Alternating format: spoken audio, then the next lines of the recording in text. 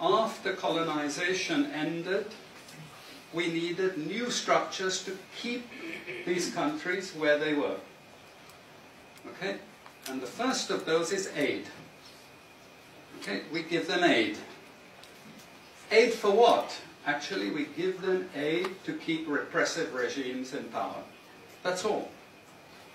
Okay? We're not giving them aid for much more, except a little bit of infrastructure to make sure those raw materials get to the ports and are gotten out of the ground.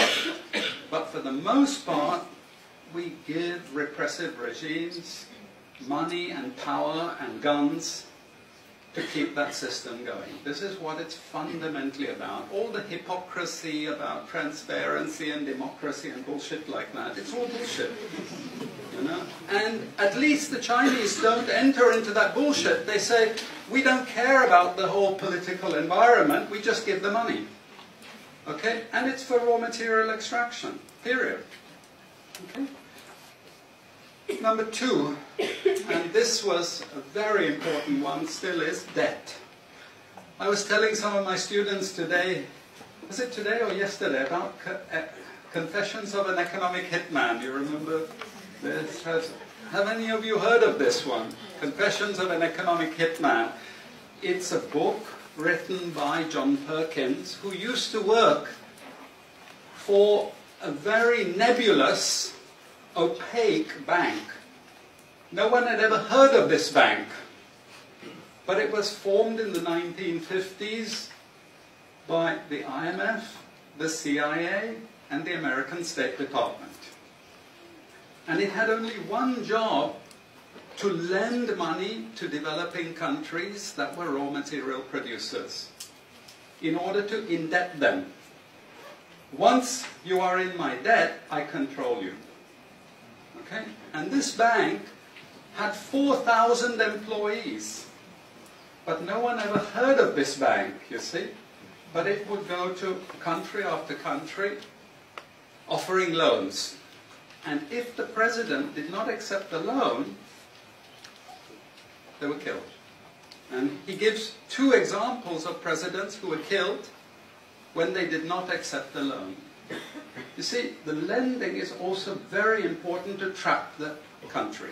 It's very important. It's part of that process. I teach in Suriname.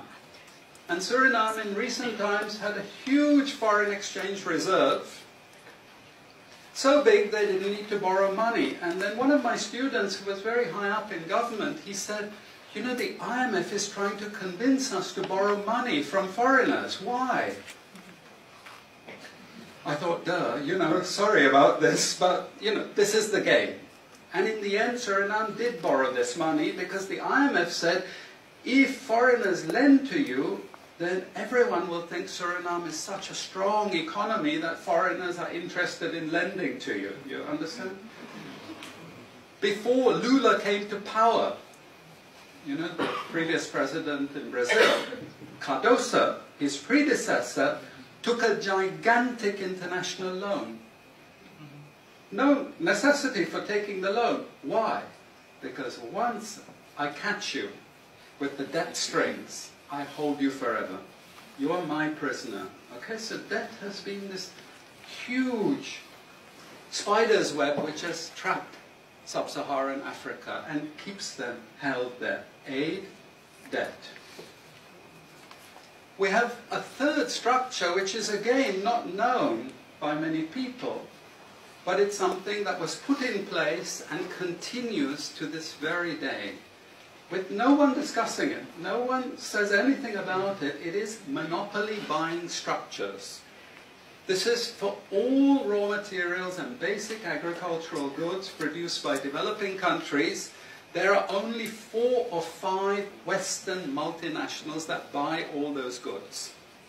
And they collude between them. So if you take any major product, these Western multinationals, they collude between them. Even if we go down to banana production, we had a PhD down here at the ISS, and the person showed that the 4 or 5 major multinationals, they collude, and in order to make sure they control is total, what they do is they force all the producers to produce the same uniform banana. You know, the crap you buy in the West and has no taste at all. You go to any developing country, you know how a banana tastes, don't you? There's so many of them, lots of varieties, but we only market 1 or 2 types, so we have control, you see. If you don't produce at the price I want you to produce, I go to the next country. You see, we get control. So these buyers, they impose that control, and they keep pushing the prices down and down and down. Okay, this is the game. No one says anything about it. There are no commissions of inquiry to say, this is illegal, what you're doing. The WTO has nothing to say about this. But sorry to say, you know, if banana prices rose 10 times, especially for people like me who love bananas, okay, I protest. I like my living standards. Okay, it's the same with all the other raw materials, you see. We're all benefiting, we're complicit. We're actually complicit in this because we will protest and shout out if the situation ever changed. Okay, now we come to those international institutions. And I must tell you this, from the outset, don't think of them as wicked. IMF, World Bank, WTO. We always think evil creatures, horrible. It's not. It's just economics. It's economic warfare. The rich declare war on the poor. It happens everywhere. It happens in a country. The rich control the government. Of course they do. You really believe you have democracy? Come on. You know, I mean, grow up. This is not about people living in democratic systems. What we have is the rich control. The rich set up these institutions explicitly to control the poor countries. And they don't give them much room for maneuver. Which incidentally, when the IMF starts talking of poverty alleviation, you should also understand that there's another game there also starting to play, which I'm going to come back to later. But what do these institutions do? What does the IMF do? What is structural adjustment about? It's about making sure countries keep producing what we want them to produce. We make sure they have recurrent balance of payments problems. You notice these countries never get out of balance of payments problems. You notice that? Whereas countries that never took IMF support are always out of balance of payments problems. But the countries that are continuously getting advice and support by the IMF, they're always in balance of payments problems. Why? Because that's the way we keep our stranglehold on them. And that's what we have done. We have done, the IMF and the World Bank. And they've also done something very, very important. And that is they have destroyed the self-sufficiency of these countries. Colonization started it.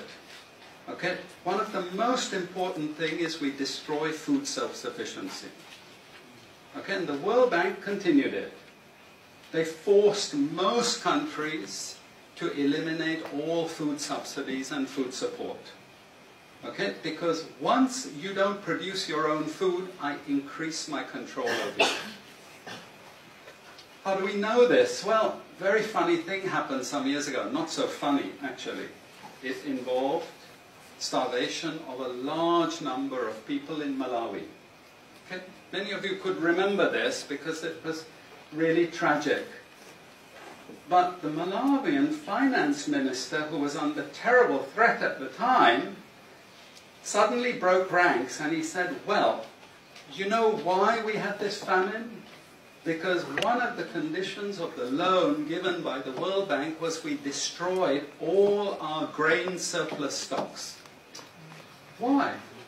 Because remember, we want you dependent. 1970s, the US Senate, the US Congress said, we will not allow Latin America to produce their own food. We will start a strategy involving the IMF and the World Bank to destroy food self-sufficiency of Latin America. Then they will indeed be our true backyard.